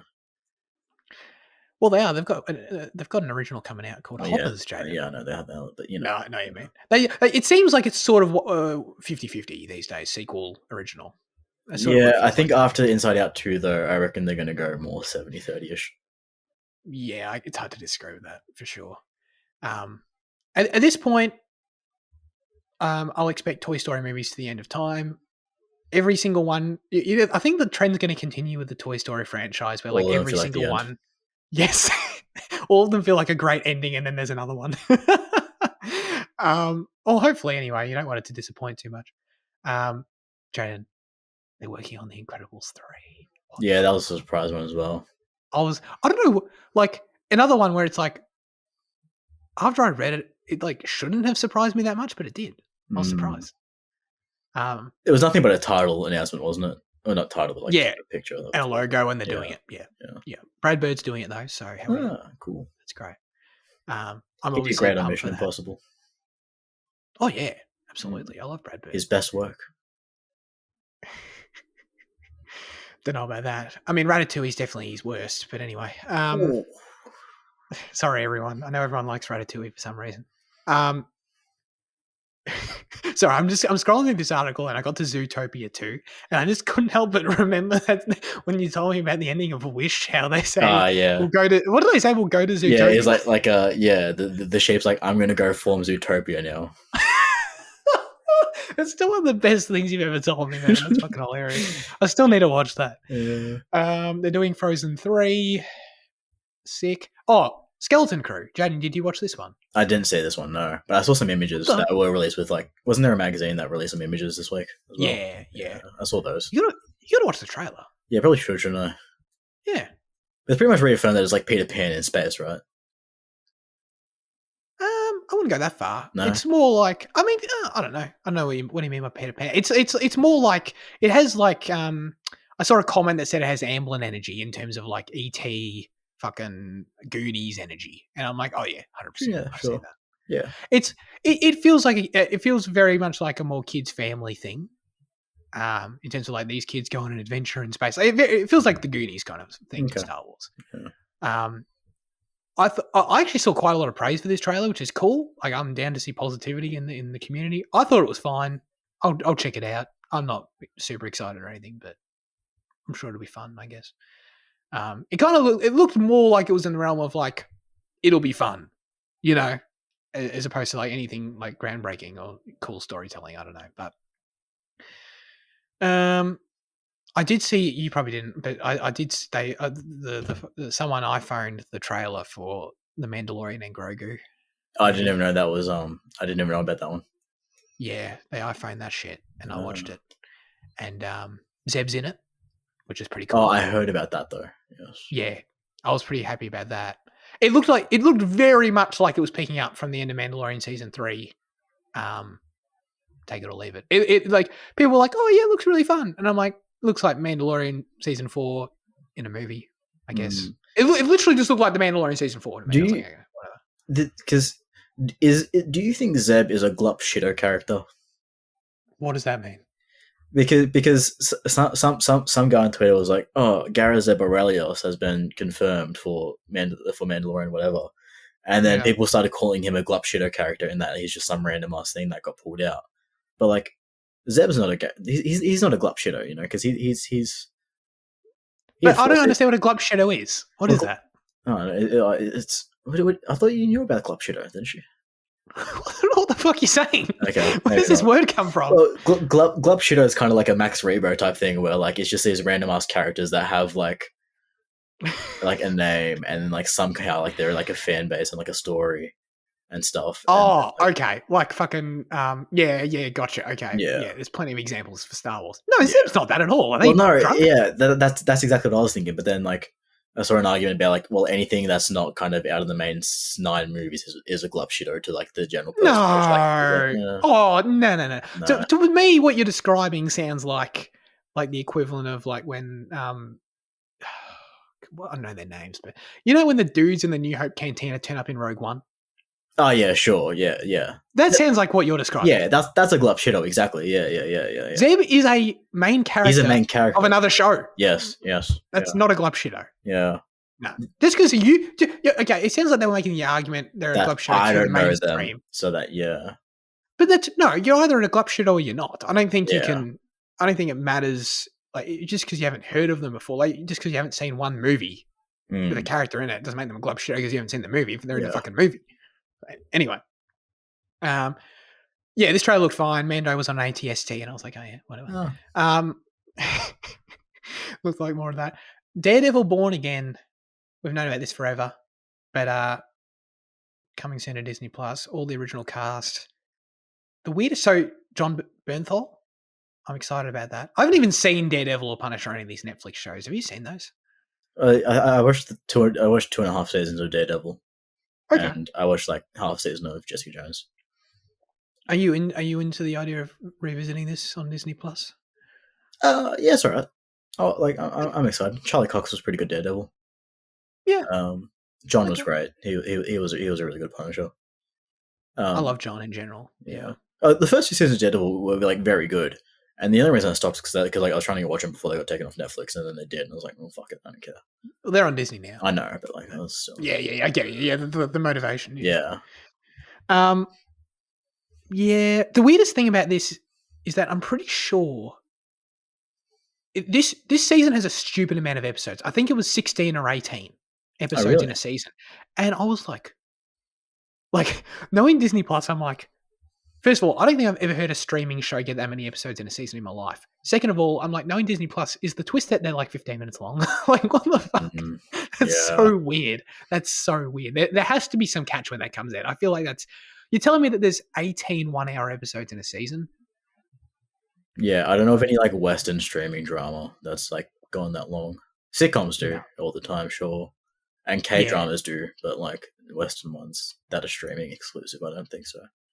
And of all things to do it on, like, I don't know. It feels odd. Like this revival of it. Yeah, I don't know. It's interesting. It's weird. Like, I'm trying to remember the length of the show had a format. I think it was like 12 or 13 episodes. Maybe even less than that. Yeah. Even that's kind of long for streaming these days. Yeah. Maybe was it 8? Maybe it was 8. Yeah. Moving on, Percy Jackson and the Olympians, Jaden's favourite show, got a new teaser. I saw people like this show. Fuck idiots then, man. I don't know. like regardless, it is just really poorly written. Like beyond anything, it is just awfully written and paced. Like it just makes dog shit quality television, man. I believe you. I don't think I'd like it. Did you see this Snow White trailer? No. I didn't either. I kind of don't really want to because I it's got Gal Gadot who sucks. But it's got Rachel who I love, but it's got CGI dwarves, which is an issue. Where complicated feelings towards this one. Yeah. Oh yeah, fair enough. This one's right for you, Jaden. Tron Ares. Dude, 9 Inch Nails doing the score is it feels so wrong. It is exciting, but it is so scary. Because I heard what Trent has done for challenges, and I think it's pretty poor. So I hope they don't go for anything remotely electronic. I hope they go for like a full rock kind of thing, which wouldn't suit the tone. But the fact that it's Nine Inch Nails and not Trent Reznor and Atticus Ross or whatever, I think commits to like it being more of a rock thing. And I hope it is, because if they try and do electronic, I'm really scared for what the quality is going to be. Yeah, that's going to be... I've got no connection to Tron, but that sounds interesting for sure. Are you pumped about the movie in general? Yeah, dude, I love Tron. I love Tron Legacy so much, and I've been excited for this from the start. I didn't give a shit about Jared Leto being in there. I have no issue with him. Maybe I should. I don't even know. But you know, mate, we like him in Panic Room. He's great. Yeah, but I can never remember if he's actually problematic or if he's just one of those people that like. I don't think so. He isn't. He's just a weird guy. I mean, dude. I mean, you'd know more than me. Yeah, I'm so disconnected. I've never heard anything that's actually like. I think he's got a cult. I think that's like the worst thing I've heard about him, right?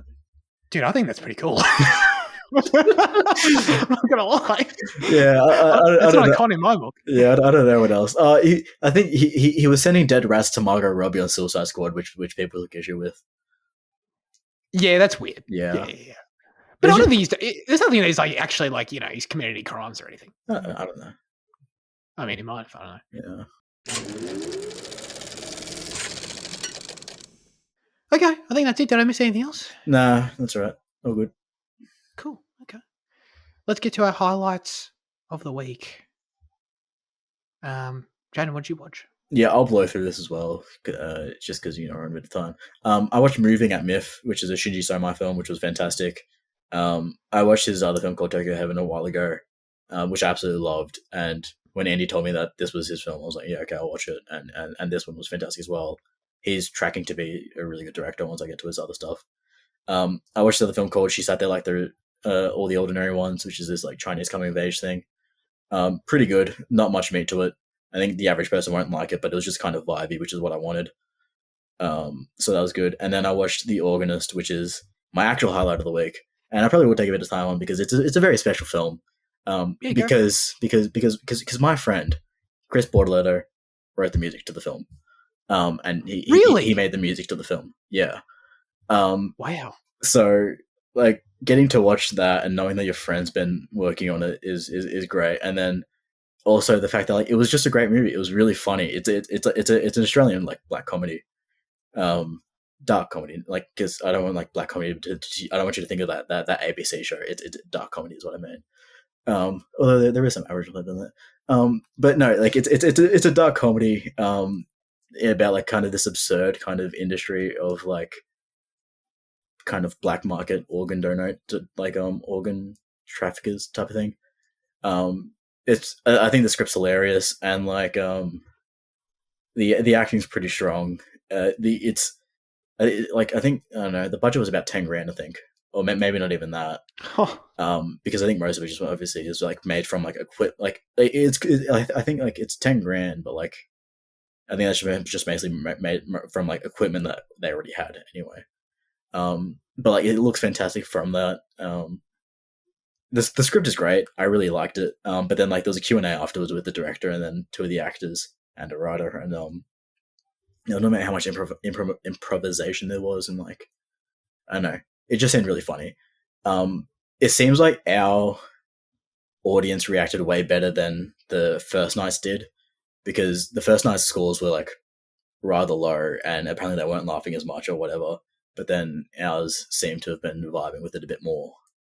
And like the Letterboxd shows like as much, because like a lot of like the initial reviews are like 1s, 2s, half, 2.5 stars. And then ours on our like session day, you kind of see like a bit more of an uptick. So isn't that a funny way you can actually, because it's just premiering, like you can track each session basically on Letterboxd at this point. Yeah, that's funny. It's kind of a great thing that it's a local production, and they sold out 2 sessions, so they had to add a third one, and the third one sold out as well. So it's great that they're actually getting behind it. People are getting behind it. So it's great stuff. It's exciting stuff. That's awesome. Were there a few there? Sorry, at the screening? It was a sold out session. What do you mean? Yeah, it was full. That's fantastic. That's really awesome. Wow. That's banging. Okay, cool. I'll smash mine too. Speaking of Jake Gyllenhaal, I finished Presume Innocent this week. on Apple TV Plus, Jaden's favorite streaming service. The glup shit of streaming services. Right. Glup shit is, dude. I need to add that to the vocab. That's great. This show was really great. I really, really enjoyed it. It's a legal thriller with Jake there. I won't say too much. It's to spoil it, but basically, he's on trial for murder. He's a defense lawyer, and all the complications that arise from that. I just found it very, very engaging the whole time. It's probably my number 2 show of the year so far. So we'll see how that checks out if it'll end up making awards, but just really, really solid stuff. Jake's, just as engaging as ever on screen, and the ending was really interesting. I thought some of the courtroom scenes are really, really strong. I don't know. I think if you like the idea of a solid, just really compelling court drama, it's pretty hard to knock it back. It's pretty fantastic. Peter Sarsgaard is killer in it too. So yeah, it's easy recommend from me personally. Jane's never going to watch it, but I will. Just yeah. No one's going to make money off it. Support art, Jaden. Support art. Yeah, support. I say to the guy who went to MIF multiple times this week. Yeah. There comes the segment where we hand the show over to you with our question of the show. Last week we asked you, what is the coldest movie you've seen that is in a non-natural environment? Good question. Good answers as well. Julie said, The Silence of the Lambs. That's surely going to get Jaden's approval. Yeah. Good. Okay, that's good. Sorry, I didn't know you were waiting for an actual reaction. Yeah, I want your approval of all of them as we go. Leanne said, a good question for discussion once again. Some cold movies that immediately come to mind are The Shining. Yep, valid. Probably a bit isolated, but it is mostly. I get it. Yeah. Duel. No. Jewel. DUEL. Yeah. I don't know what that Spielberg's. Like, as in Spielberg's? I haven't seen it. Isn't that Have you seen it? No. I've got no idea. Maybe it's not the right movie. Tell me about you tell me about the Jewel. Interesting. Jesus Christ. The Birds? Sure, but The Birds is an arse movie, so I don't really. I knew it. Yeah. Jaden doesn't like The Birds. And Leanne also said The Silence of the Lambs like Julie did, yes. And Leanne, as always, coming in with the Australian picks. Some Australian movies that have left me cold are Animal Kingdom, Snowtown, and The Stranger. Oh, The Stranger, that's a great one. That's a great shout for that. That's a cold movie for sure. Sadly, when you know the news story that the movie is based on, the impact of the film can be even more profound. That's why The Stranger, based on the murder of Queensland's Daniel how do you say his name? Oh, God. I can't botch this name, all names. Daniel Moore? I don't know. You know the kid that got killed in Queensland? I don't, actually. Oh, whatever. Is most likely the coldest movie I have seen. Yeah, that was a really cold one. That's a really good answer. Yeah. That's a really good answer for this question. Could she mean the last duel by Duel? Or not? That's possibly, because that's going to be one of my answers. Oh, okay. Spoilers. Because this looks colder than what Spielberg's does. Yeah. But is there a movie called Duel and it's not The Duel? No, not that I'm finding. Okay. Leanne can clarify in the comments maybe. Kevin said, The Birds, On the Waterfront. Why does my dog have to keep shaking? God damn it. And Psycho. I think black and white photography is an interesting thing where I think you inherently kind of have a bit of a darker thing. A colder thing going on. So with Psycho, I think I can see Psycho. Yeah. I was going to say that's interesting with On the Waterfront in particular. I can understand that one a bit more. I think Brando's always in a big coat. He's always True. Right. And it's on the waterfront. There's a bit of a sea breeze. A bit of ocean spray. Yeah. No, I do get it. I just for the question to me sort of is inherently color, I suppose. Wow. Have you got the Discord open? No, I don't. Should I?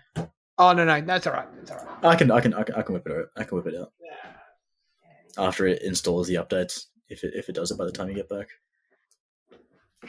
Oh, it's all right. God, I can do it. Andy said. Hold on. Oh, okay. No, I'm doing it.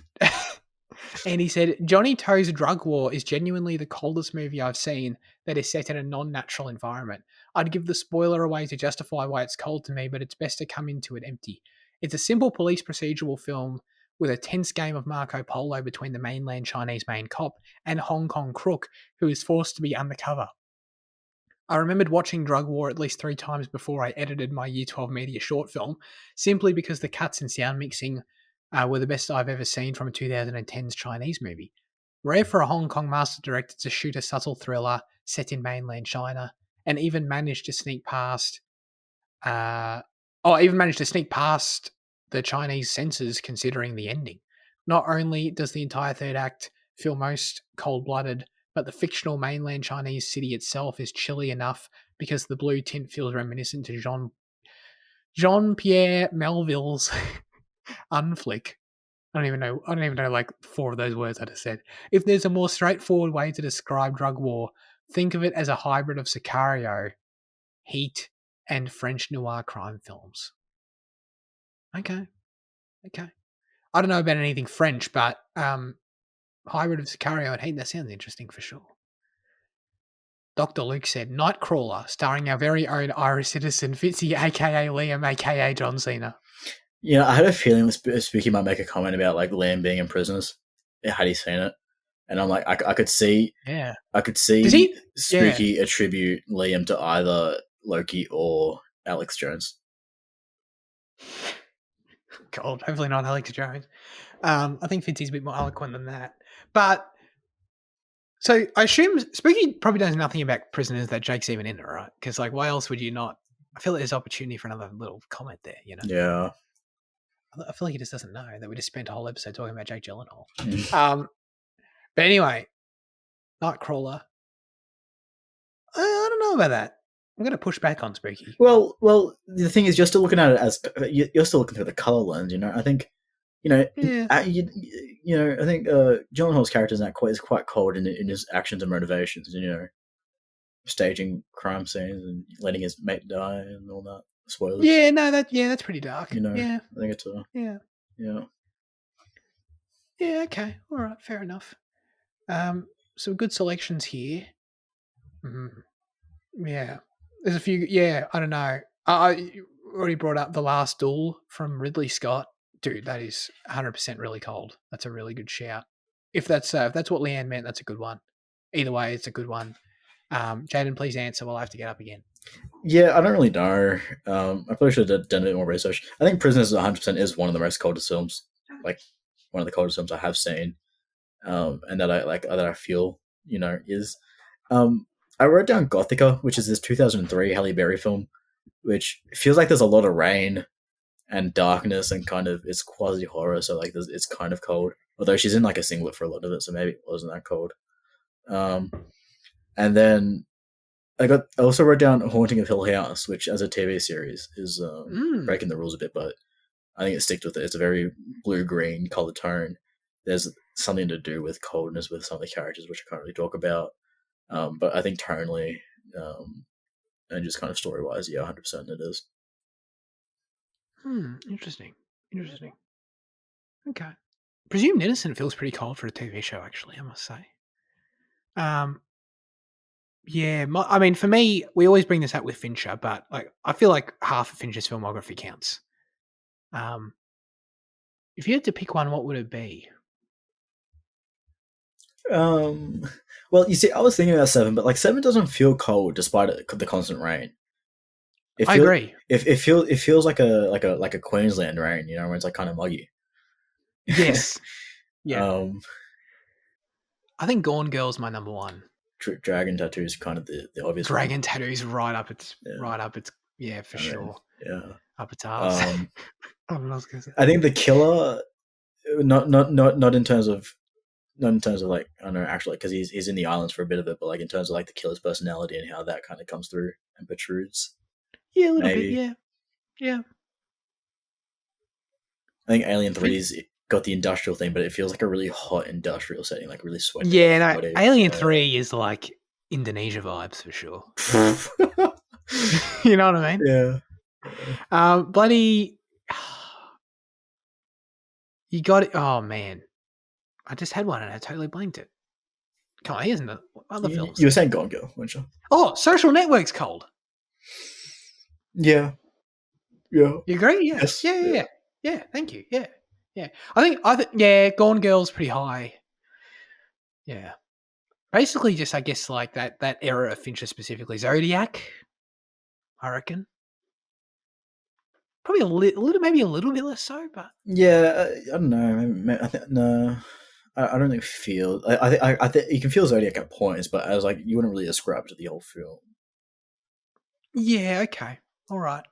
I reckon Fincher's films through 2010 through 14 with those three, I reckon are the most cold feeling. Sure. With Gone Girl, Tattoo, and I've already forgotten again, Social Network. Yeah. Yeah, that's interesting. What do you reckon Nolan's coldest film is? Following, honestly, maybe. Okay. I was going to say Dunkirk. Dunkirk's pretty cold. What's Insomnia, I guess, is the default. Maybe. Insomnia is pretty cold. Yeah, I mean that's being in Alaska. That's bordering on not counting on the band. Yeah. I reckon there's a lot of wilderness up there. Yeah. Insomnia is cold though. Yeah, Dunkirk might be the right answer. I mean, space is cold, but space is pretty isolated, so maybe it doesn't count. For Interstellar. Yeah. No, I don't feel cold watching Interstellar. I don't. Yeah. Okay. Yeah. That was a really good question. I enjoyed that. As always, we'd love you to submit your responses, thoughts, and reviews for next week's film in the YouTube or Instagram comment section, or join the Discord server this week. The specific question we'll be asking you is, what is your favourite Alien sequel? Let us know. A very carefully selected question. Do we allow games? Can someone say Alien Isolation? Oh, why not? There's other Alien games too. That top-down one that came out. Is there? I think there wasn't there? Wasn't there a top-down one that came out somewhat recently? Probably. I don't know. Oh yeah, no, you're right. Fucking Commando, Fire, like no? Fire Team Elite or some shit. Something like that. No, you're right about that. There's that new VR one coming out soon. Rogue Incursion, I think it's called. So maybe that'll be a choice. Maybe it'll be next week's film, which is Alien Romulus, which you can watch on Stan, Netflix, and just about anything. No, I'm just. Oh, did Liam approve this, by the way? Just taking the piss. I don't know. Let's everyone check. There is a chat from 11 minutes ago. Hold on. Yeah, let's find out what Liam said. He's a vehement no. We got the confirmation, everyone. He says, yeah, sure. Awesome. Imagine if he'd said, oh, no, sorry. Yeah. No, we're watching Alien Romulus, which is the brand new Alien film. In theaters. Came out last week, yeah? This week. Came out this week, didn't it? It came out a few days ago. 14th, yeah. So really hot, fresh off the press. No Scott this time, which is a bit surprising, but it is Fede Alvarez or some shit like that, who's done some great stuff in the past. So yes, very keen. Originally was there at the premiere. Yeah, and he produced. I think he's a fan. I think he's a backer of this. He's like all in. It's exciting. I think he liked it. Yeah, all-star. Actually, remember? We talked about the announcement for a new Alien film back in 2020, didn't we? Yep. Yeah, that's crazy. Yeah. We saw the fucking life cycle of an Alien film. That's a bit nuts. And we're going to see more of this happen. Yeah. And that was was that pre-merger or was that when the merger was happening with 20th Century? Because I remember it was a bit up in the air, wasn't it? Or like we're speculating whether it actually ever happens. I think the merger was done by 2020. It was done. I think it was all done. Okay. Yeah. I think that maybe they were still figuring out what they were going to do. Because I think if I remember correctly, for a while it was going to be like a Hulu film. Maybe. I think so. Mm. There was something, because that's what happened with Prey. With Prey, yeah. I think there was something where like Alien was going to be the same. I could be wrong. Anyway, sure. exciting stuff to see the close to this chapter of Cinema Effect. Yeah, exactly. Exactly. This very specific chapter, but I'm sure there'll be more Alien movies in the future we'll cover when we're like way too old. In another, hold on, how long has it been since Covenant? 6 years? Yeah. Oh, we're 28. No, 7. 7? Right? When was Covenant? 2017? Oh, was it 17? Oh, shit. I think so. Oh, shit, Yeah. I could be wrong. I think so. Maybe. So. Well, we're 29. Get excited, guys. All right. Well, I don't know if I'm going to have the stamina if every episode's this long. But, you can cut a fair bit of it. Yeah, we'll see. Maybe I just can't be bothered like you couldn't last week. Yeah. you understand now. You understand. Okay. Yeah. That's it. I appreciate Jaden for joining me, as always. Appreciate everyone listening. Have a great rest of your week, and goodbye.